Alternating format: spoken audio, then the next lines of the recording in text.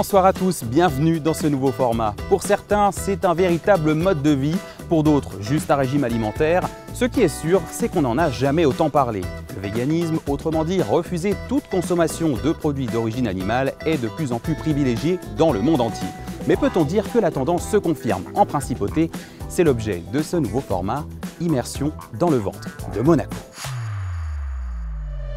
C'est l'un des sujets de société qui intrigue autant qu'il passionne. Le véganisme, c'est seulement 4% de la population mondiale et 0,3% des Français. Mais à Monaco, difficile d'affirmer combien de personnes ont déjà franchi le pas. Êtes-vous végane? Non, pas du tout. Pas du tout. J'aime bien la viande. Pas du tout. Non.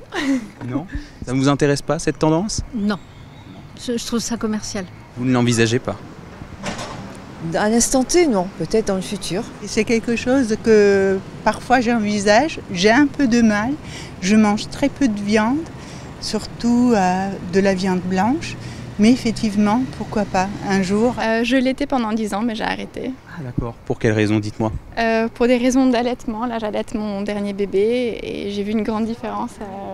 J'étais végane quand j'allaitais ma première et j'avais moins de lait. Maintenant, j'en ai plus en mangeant un peu de viande. Si le véganisme désigne un véritable mode de vie, à Monaco, c'est d'abord une tendance alimentaire. La principauté compte aujourd'hui une poignée de restaurants qui proposent à la carte des menus véganes ou végétariens. Et ça ne plaît pas qu'aux adeptes, mais à tout le monde. Chez vous, l'un des restaurants les plus populaires du moment, Yannick et sa famille cultivent cette tendance depuis bientôt 6 ans. Le concept, c'est de la bonne nourriture, des choses simples, des bons produits, des produits locaux, bio.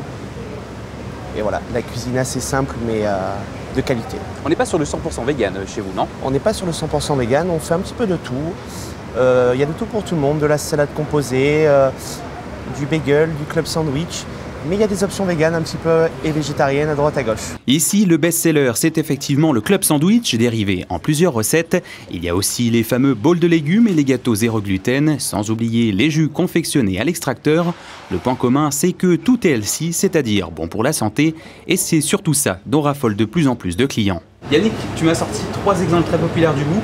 Qu'est-ce qu'on a ici? Alors voilà, vous avez une salade Buddha Bowl vegan. Ici, vous avez le club sandwich vegan également. Et vous avez un dessert, un carotte cake qui est vegan et sans gluten.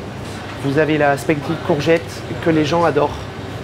Vous avez la carotte râpée fraîche qu'on fait nous, c'est terrible. C'est des produits simples, mais quand c'est frais tous les jours, c'est fabuleux. Le tofu fumé, le houmous maison qui est très sympa. Les gens aiment beaucoup le houmous ici. Voilà, vous l'avez en club sandwich aussi. Il est magnifique. En fait. Il y a beaucoup de variantes possibles avec les ingrédients. Exactement. C'est que le tofu est très. On peut aussi faire ce club sandwich dans du pain sans gluten au sarrasin. Donc il y a un peu de tout pour séduire un vegan, de l'entrée au plat jusqu'au dessert. C'est bon. Ça vous plaît? Super bon. C'est frais, ça vous plaît? Ouais. Il y a quelque chose qui rafraîchit dedans. Voilà, un gâteau qui est sans œufs, sans lait, sans beurre. C'est une tendance. On n'est pas le pays le plus en avance là-dessus. Mais je pense qu'on progresse et on en trouve de plus en plus à Monaco, même s'il y a peu de locales qui proposent le 100% vegan. Mais oui, ça avance bien. Comme le montre le Wu, on peut donc aujourd'hui adopter les principes du véganisme sans franchir le pas à 100%. Et certains l'ont bien compris, comme Lorraine et Benjamin. Bonjour, bienvenue chez nous. Un couple de sportifs chez qui vous ne trouverez pas de viande bien sûr, mais des œufs et du fromage, et surtout une belle collection de bocaux. Lorraine et Benjamin ont choisi d'être végétariens, mais ont tous les deux dit oui à la philosophie écologique du véganisme. Il n'était pas question d'être végane. Non, on a quand même un peu un mode de vie vegan dans le sens où on va pas acheter du cuir, on va pas. C'est vraiment, ça va plus loin le véganisme. Ouais, on évite la fourrure, on évite le cuir, et puis on évite d'aller aux zoos, d'aller au cirque quand il y a des animaux. Ouais, c'est ça, c'est un peu plus conceptuel, mais c'est vrai que on s'est arrêté au végétarisme parce que notre mode de vie aussi de sportif, un peu nous a contraints entre guillemets. Ça fait 9 ans moi que je suis végétarien. J'ai fait beaucoup de bêtises au début parce que je me suis pas assez instruit, pas assez informé là-dessus. Donc au début j'ai juste enlevé toute la viande, enlevé tout le poisson.